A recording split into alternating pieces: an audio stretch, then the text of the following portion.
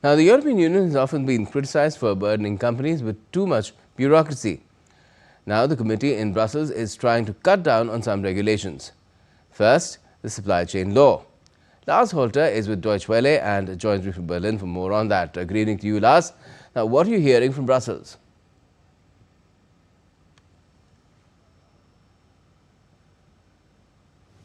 Thanks for having me. Yes, the EU Commission's Committee on Legal Affairs is out with some recommendations on that supply chain law, and they come pretty close to what the corporate community has been asking for. Now, to explain what we're talking about here, the EU's supply chain law is an important piece of legislation in many ways.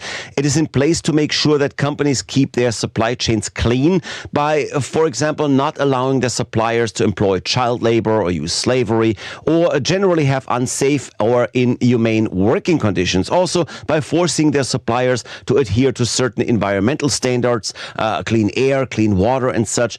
So all this is, of course, very important. But the problem was, while companies agreed to these standards in general, of course, they had a hard time documenting everything. These are now being proposed.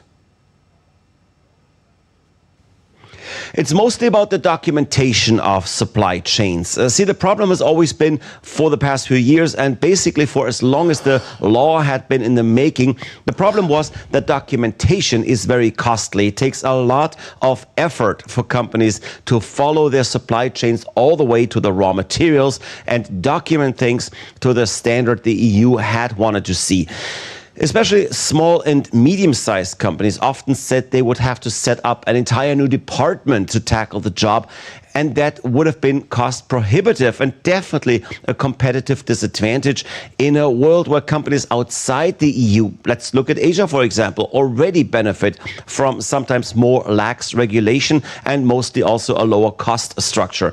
So now the EU Legal Commission says that only companies of more than 5,000 employees and with revenues of more than 1.5 billion euros have to document their supply chain in detail. For Germany, that means that only 120 companies for now have to abide by the very strict rules of documentation instead of the almost 3,000 that had originally been targeted.